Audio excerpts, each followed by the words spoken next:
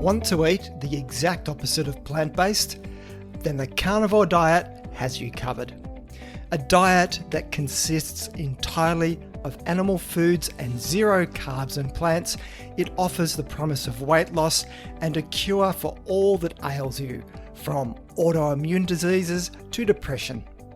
Of all the trends that buck conventional nutrition advice, the carnivore diet lies several standard deviations to the right of the diet crazy curve. In this podcast, I look at what created the carnivore diet trend, what it involves, and importantly, what can we say about its health merits. Giving the middle finger to all things plant-based, the carnivore diet is the latest in a long line of extreme dieting practices. But why the sudden interest in carnivore diets? It is a common next step people take after dabbling in the paleo diet or keto. Sure, those diets work for some people, but few people sustain them as they are meant to be followed long term. Hence the diet merry-go-round of always looking for the next thing, and carnivore certainly meets that for being a new shiny object to attract your attention. The carnivore diet stems from the belief that our ancestors ate mostly meat and fish. And the health ills we've got into today is from all those evil carbs that we eat. So you can see the clear connection with paleo and keto being gateway diets into carnivore. It's possible to trace interest in the carnivore diet back to the release of a book by orthopedic surgeon Shawn Baker in 2018, simply titled The Carnivore Diet. And it was at that exact time that Google Trends showed the start of a spike in interest in this diet. You'll find all sorts of testimonials from those who follow the carnivore diet as proof that it can treat any autoimmune or chronic disease you may suffer from, such as depression, anxiety, arthritis, obesity, diabetes, and more. Research evidence to support any of this? Zero, of course. So what is the carnivore diet? Well, there's no official definition, but the easiest way to think of it is that you only eat things that either walked, swam, or flew. So it's in with meat, chicken, pork, and fish, and out with fruits, vegetables, legumes, grains, nuts, and seeds. But then there are things like eggs and high-fat dairy foods like butter, often included in a carnivore diet. But no milk, because that has carbs in it from the lactose, and those things will kill you, okay?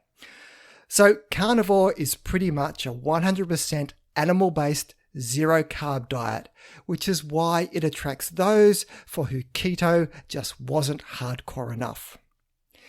Can you lose weight on it? Absolutely, just like you can lose weight on any diet that imposes some form of dietary restriction. And with such a limited range of foods eaten, the novelty does wear off after a time, and you naturally just eat less. Plus, it's super high in protein, and that is a macronutrient that has some degree of satiety-inducing ability. One internet and podcasting celebrity, Joe Rogan, went viral from his Insta post profiling his 30 days experience on the carnivore diet. He lost about 5 kilos and felt amazing, although his followers were probably relieved to hear that the explosive diarrhea he suffered from settled down after the first 2 weeks on the diet. And to show you just how much influence this one Instagram post had, there was a huge spike in searches for the carnivore diet at exactly this time in February of 2020, where Joe Rogan posted on Insta. So take a look at the direct link I've put in the show notes for the Google Trends search data.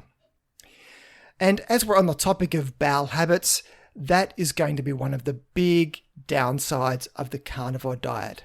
It is a zero fiber diet, and it is fiber and other prebiotics from plant foods that really keep your gut microbiome happy.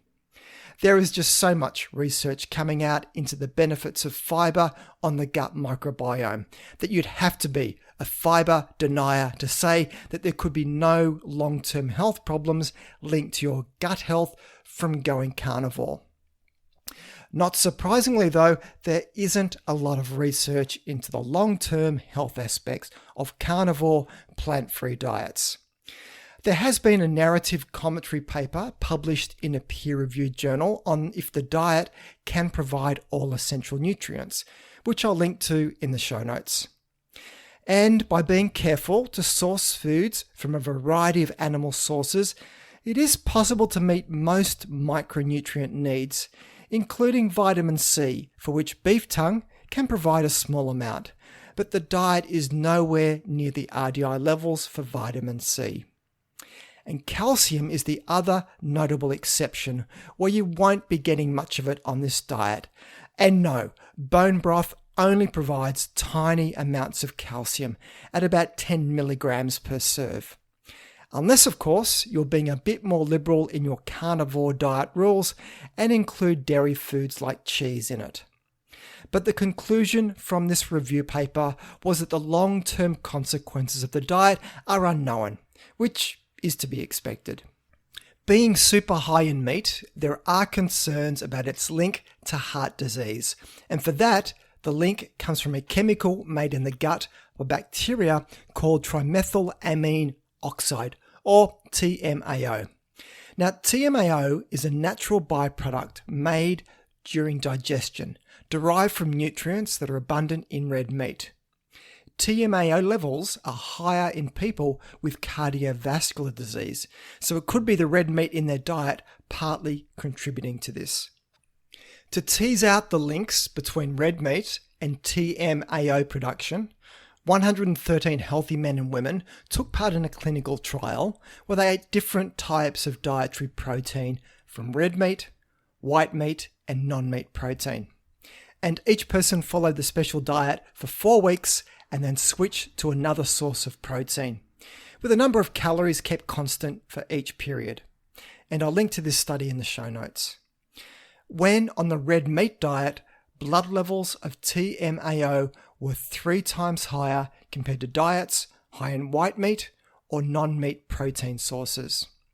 And a novel twist to the study was that half of the people were also placed on high-fat versions of the 3 diets.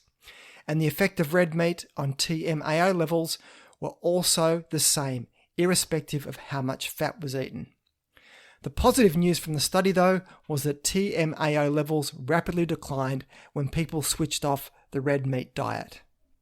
How TMAO can raise the risk of heart disease is complex. Previous research has found that TMAO can increase cholesterol deposits in artery walls, leading to arteriosclerosis. TMAO has also been found to increase the clotting ability of blood platelet cells, which can increase the risk of heart attacks and stroke.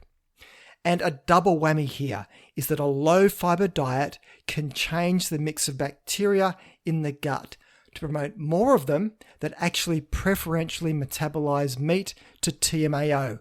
So if you look at a carnivore diet, it's all meat, no plants, no fiber, and poor gut health. So it potentially can even increase TMAO levels even more.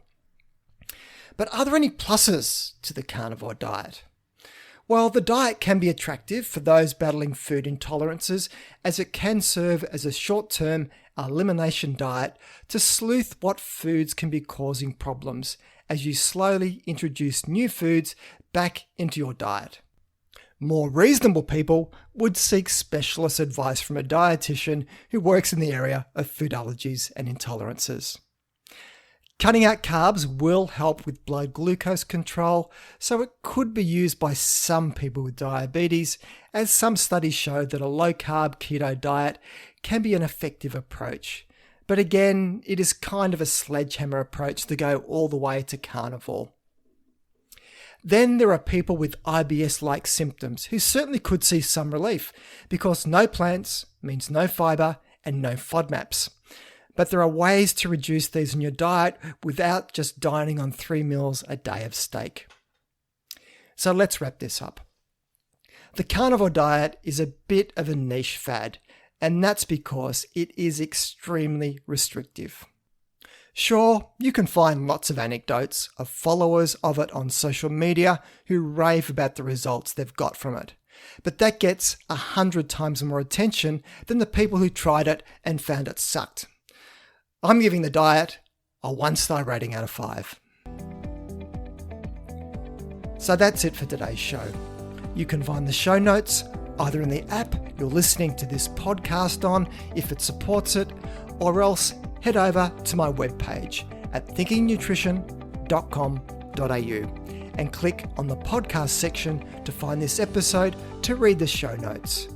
If you find this podcast of value, then please consider sharing it with your friends and colleagues, or maybe even leave a review. This all helps increase the ranking and reach of the podcast, which means a big win for credible, evidence-based nutrition messages while helping to dilute out the crazy and making the world a slightly less confusing place. I'm Tim Crowe, and you've been listening to Thinking Nutrition.